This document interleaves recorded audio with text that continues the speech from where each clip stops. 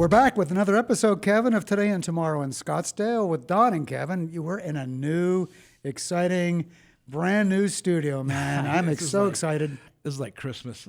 This is like Christmas all over for me again. Yeah, I nice know. space like this. You had a smile on your face for an entire week right now. I just can't get over what you've been, how you've been looking at this. We're in Dave Pratt's Star Worldwide Networks now. It's our very first studio appearance here. And we're super excited, and we decided we had to get the absolute best guest in Scottsdale to launch us here with this brand new episode in this new studio. And that, of course, would be the one and the only Joe Garagiola Jr. Well, Joe, welcome, buddy. Good to have you here, nice man. Nice to be here. This is pretty elite. Pretty slick, isn't it? This is pro, boys. Big time. Certainly you've done a podcast before. What's that? Certainly you've done a podcast yes, before. But not this is here. not here. I mean, this not is, with no, us. This is a big step up for me. It's the kind of career move I've been waiting for. Great. This is a special. Joe, you know, what's cool about Joe, you were just inducted into the Arizona Sports Hall of Fame a couple weeks ago. I was. What recognition, well-deserved, huh? Thank you. So super yeah, that was cool. really cool, and Yeah. it was an amazing group to go in with. Who were your fellow inductees? Michael Bidwell. Oh, okay. Paul Konerko. Oh, there you go. Great major leaguer. Melissa Belote Ripley, the great Olympic swimmer, won gold medals at the age of 15. Mike Bibby. Oh, yeah, there you there's go. a name Mike from the Bibby. past.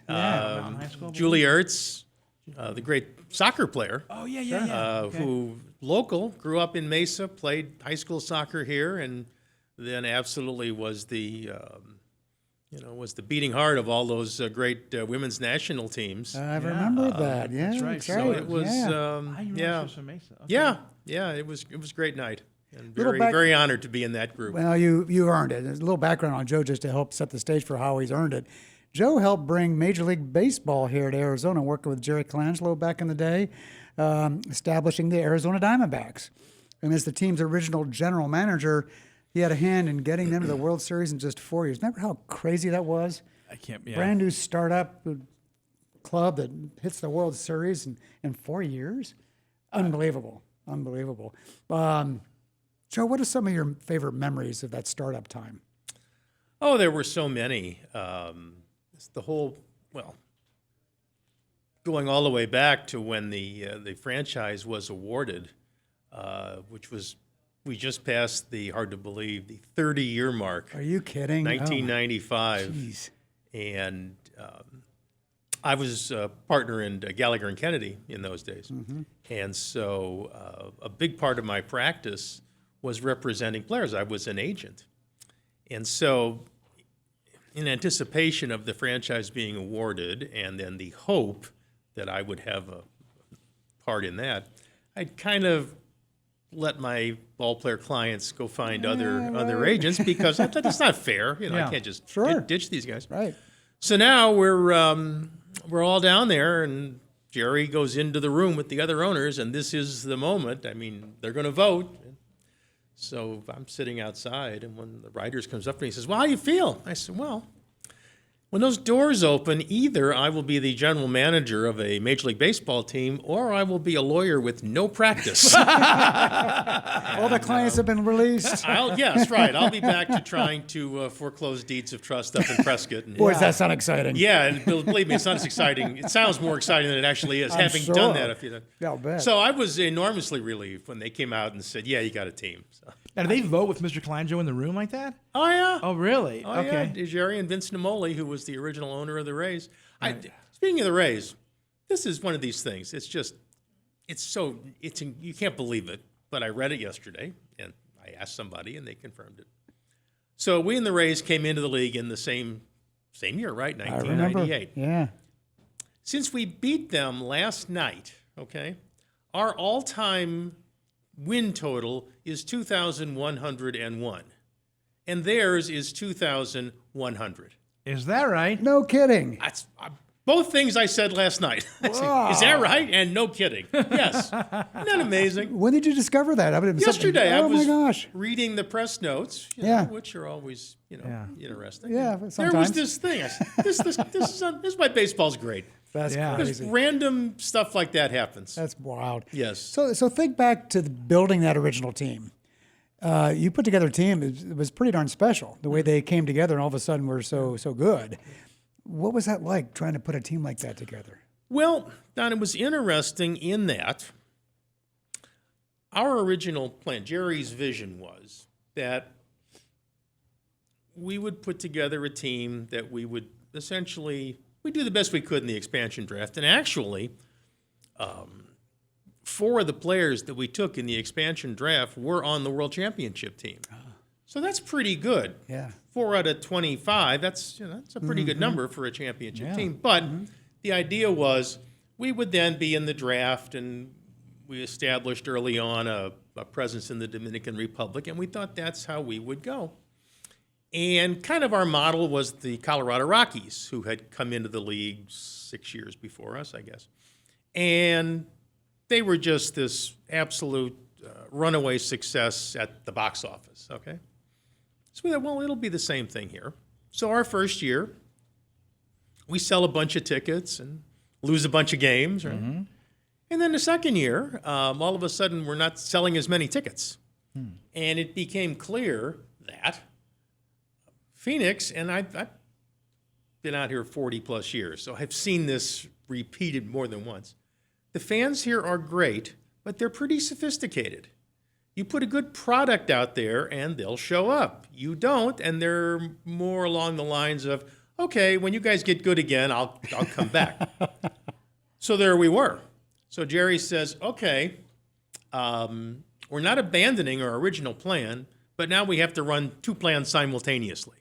So we're going to be building from within, trying to develop our own young players, but we've got to be more competitive. We can't lose 97 games again. So that's when the whole free agent process started. We signed some terrific free agents, made some pretty good trades. Brought in Luis Gonzalez, brought in Tony Womack. Yeah. And then the big signing, of course, was Randy Johnson. And it was funny, at Randy's press conference, people kept asking him, well, isn't the reason you signed here? And he had just come off of this phenomenal year, a half year really in Houston, where he was like 11-1 or whatever he was.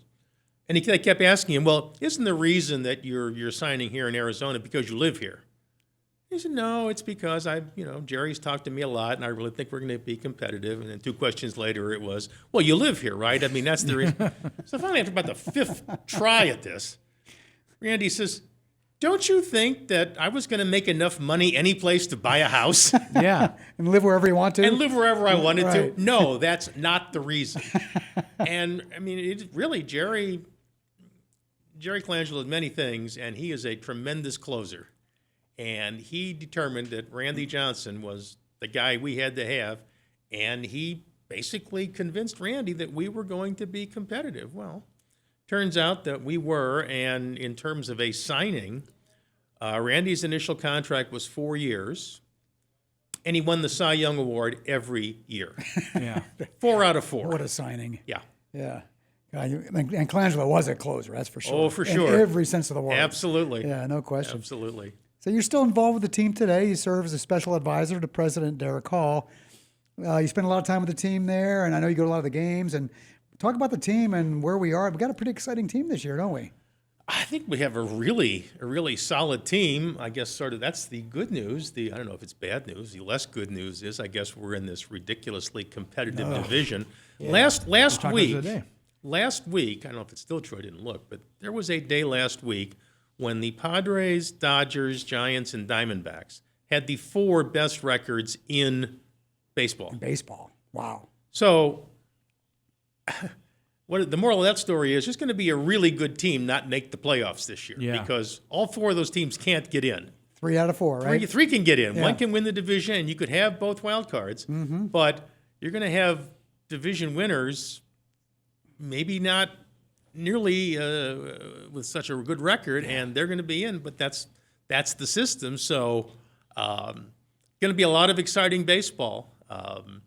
And what's really great is so many of these players are homegrown, came up through our system, through the draft, through a project that I spent a lot of time working on the last 2 years. We built a new academy down in the Dominican Republic. Oh, yeah. And as I said before, we've had a presence down there really since the start of the franchise.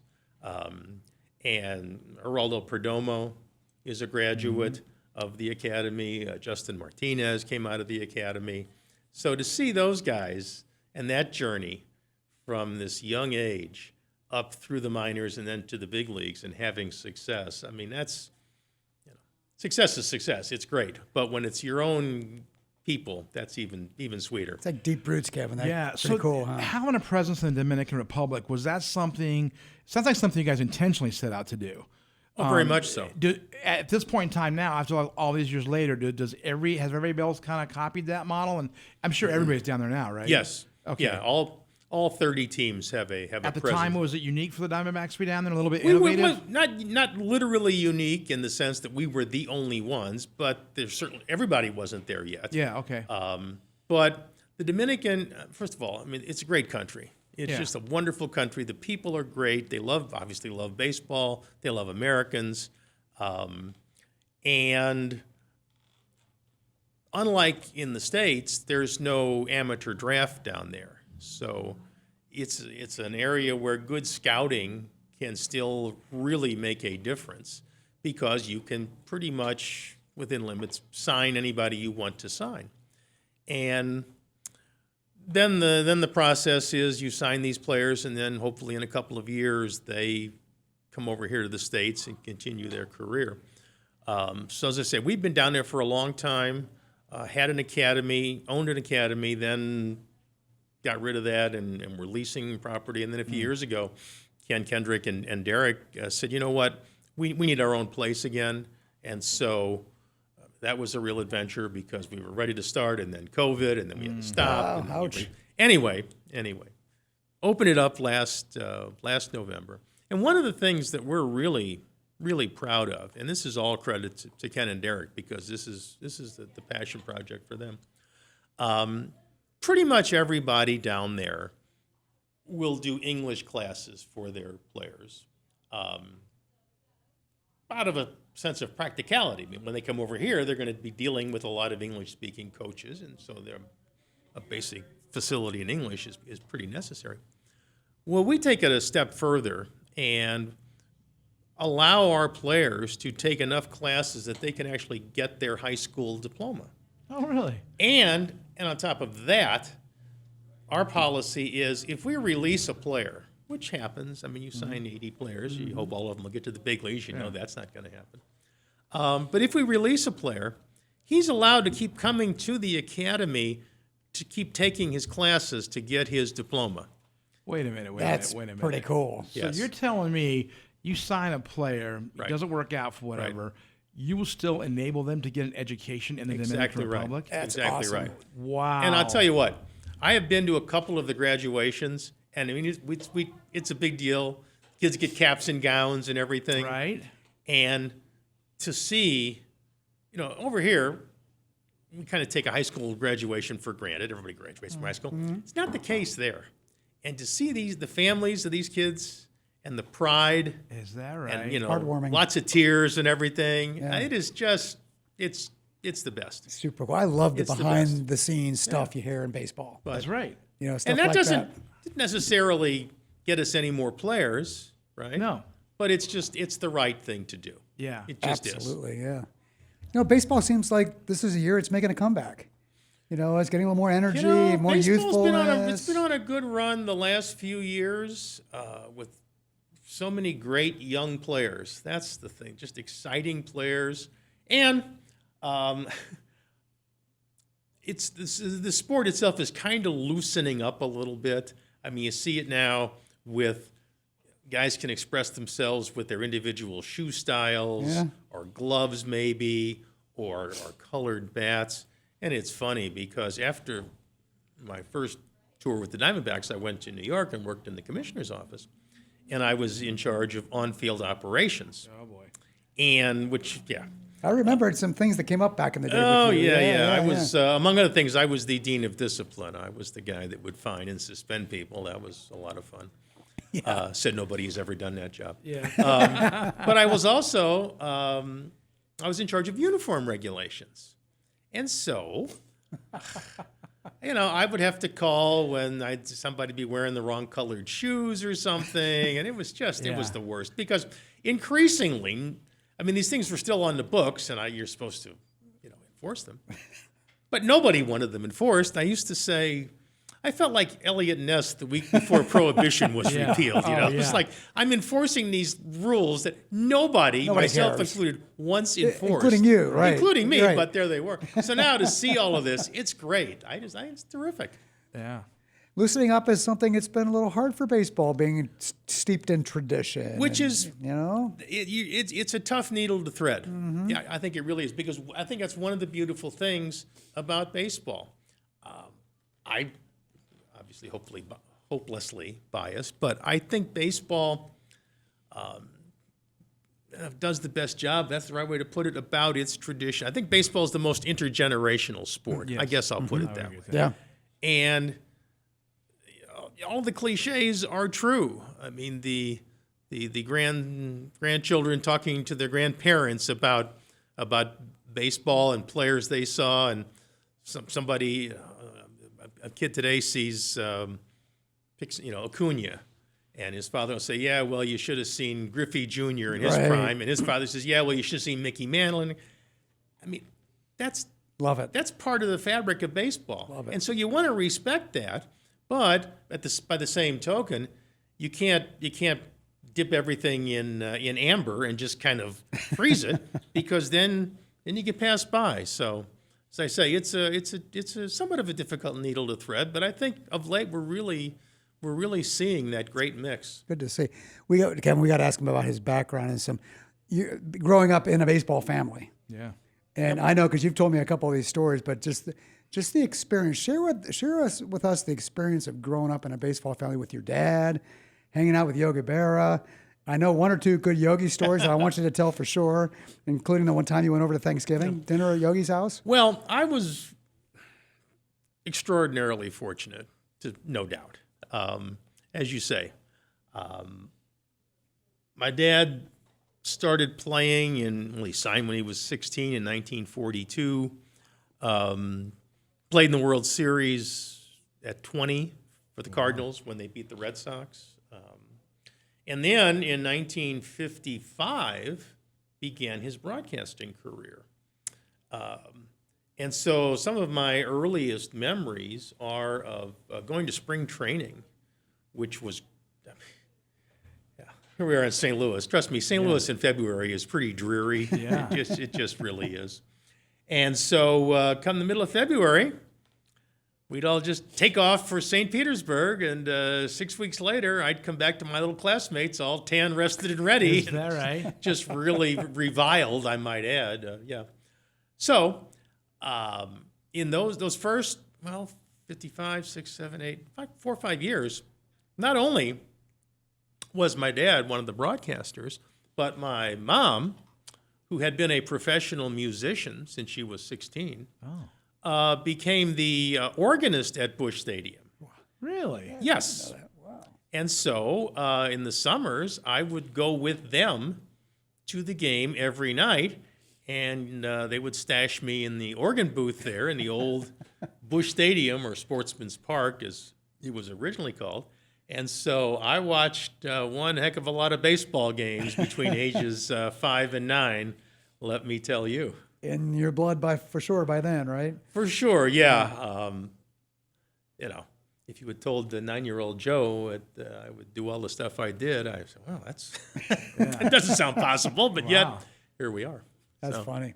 Well, tell me the Yogi Thanksgiving. Oh, so the Yogi thing. Got to have a Yogi Well, story. so- Yeah. Yogi moved to New York, New Jersey, actually, pretty soon after he came up to the Yankees. He moved out of St. Louis, and then that was it. They lived in Montclair.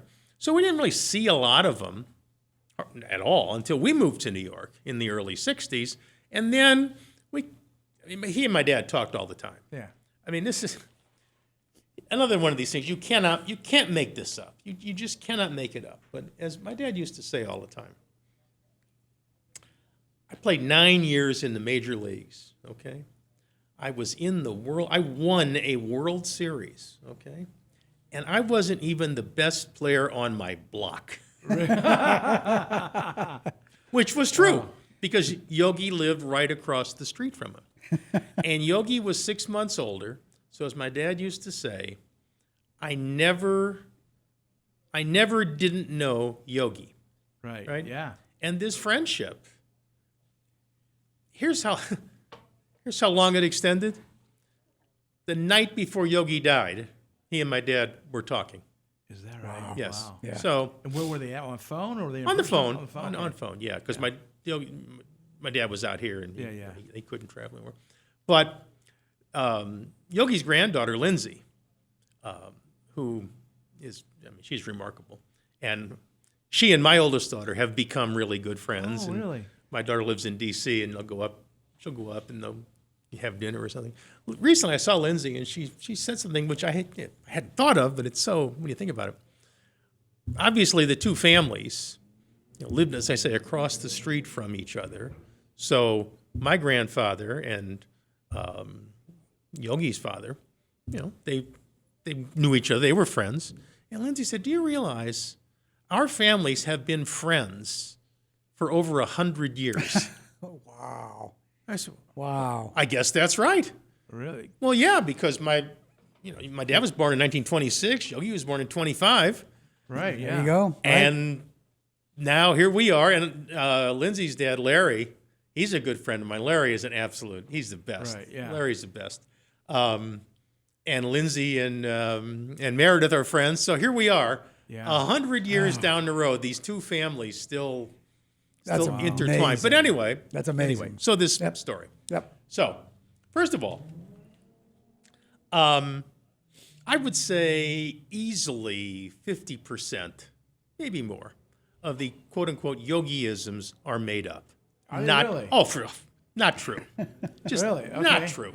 What's one of the most famous ones that is fabricated or can't be attributed to Yogi? Oh, You know? yeah, 90% of hitting is 10% mental. Okay. I mean, that's just stupid. Yeah.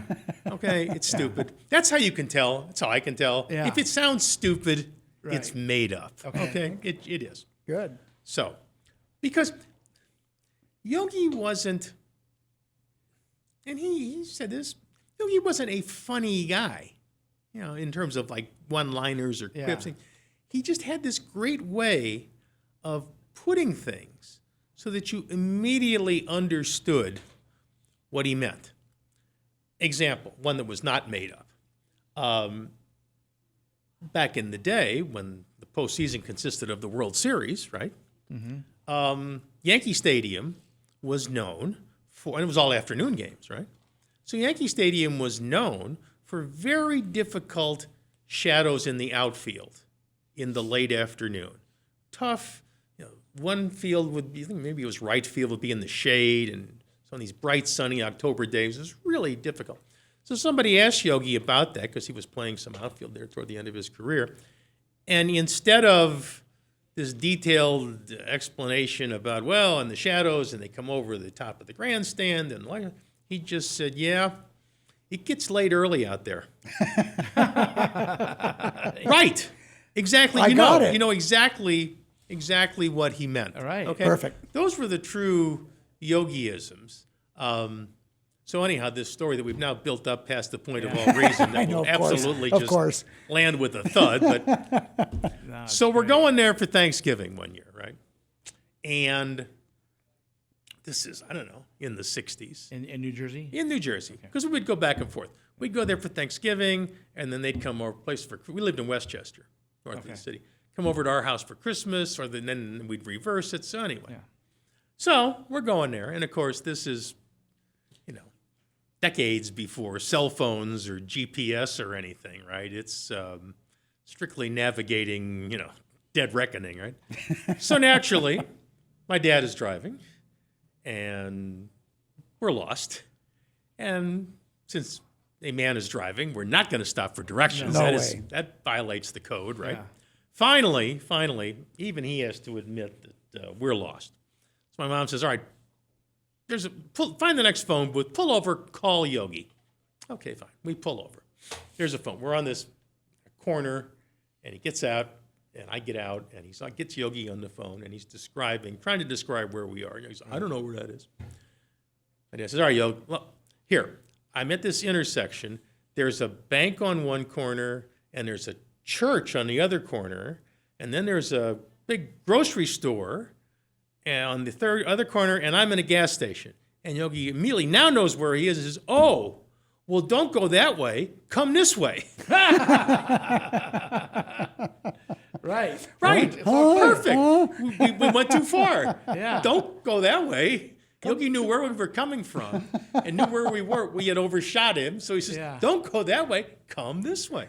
That's a Yogi story. That's great. Yogi knew what he was talking about. Always. He did, Yeah. yeah. Always did. Yep. I want to get back and ask you a baseball question since I have you here. Sure. I was reading an article that, well, first of all, it has to do with analytics and the modern state of the game today. We all read the book, Moneyball. We've seen the movie, so we kind of know what analytics is. And for a while, it seems like there was teams that adopted analytics and teams that didn't. I was reading an article just a couple of days ago that said that that's not the case anymore, that every single team has adopted analytics in some way, shape, or form. Would you agree with that? Is that true, you think? Or Well, look, Moneyball was an entertaining book. Yeah. Okay? And it was an entertaining movie. I mean, you're Billy Bean. Yeah. Who wouldn't want Brad Pitt to play them in the movie? Brad Right? Pitt is not going to play me in the movie. Just saying. Okay? The big problem, and I understand, Michael Lewis had to write a book. Very, very successful book, very successful author. To me, he set up kind of a false premise or a false dichotomy. okay, And by that I mean this.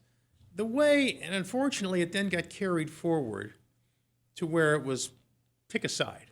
right, okay, So somehow, suddenly, the baseball world got divided into two groups. Group one was over here, and these are the guys who never actually saw a baseball game, sitting in front of their computer, just cranking out data. They were over here. And then over here were all these scouts who were these guys sitting in the stands with their white patent leather shoes and belts, spitting into a cup saying, well, I tell you what, that boy can play. Yeah. And it was like you had to pick one or the other, which was nonsense. Right. Yeah. It was nonsense. Not then, it's nonsense now. Yeah. Every team. Billy Bean would tell you that. Yeah. I mean, he wasn't going to say it too loud because it made him, big celebrity. Everybody had scouts. Yeah. And everybody had some form of analytics. We had analytics. Yeah. I had a guy doing analytical stuff for us during the expansion draft. Yeah. So the point is, they both have value. Yeah. The data obviously has value. The data is tremendously valuable and is used all the time. One of the big problems I think with it is this tendency to think that all data is useful. And so I think players can get overloaded with it. Yeah. And they have too much to try to think about. Yeah. But there was and there will always be a place for the scout. As I used to say to people all the time, okay, so what is analytics about? I mean, it's taking data and processing it and trying to derive conclusions from it, right? Mm-hmm. Well, that sounds just like what a good scout does. That's right. He sits in the stands and he watches a player and he takes in the data and then he derives a conclusion.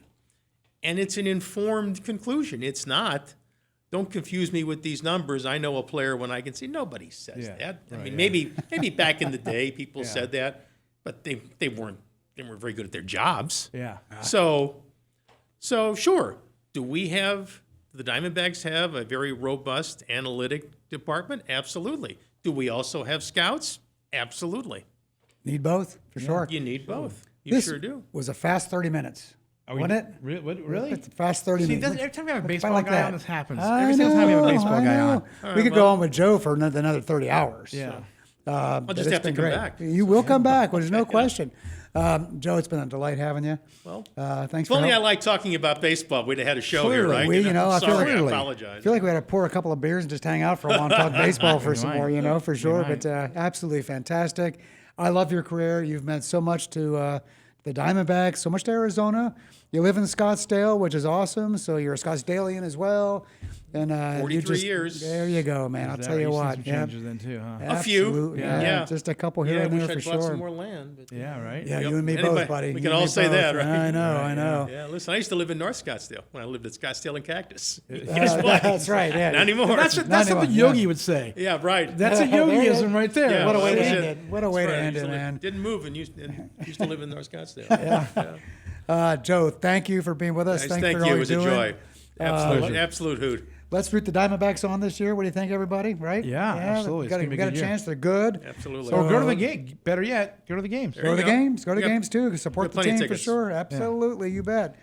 And thanks for listening today. Thanks for joining us in our new studio with a fantastic guest in Joe. Our podcast sponsored by Scott. You can find us at scottnow.com.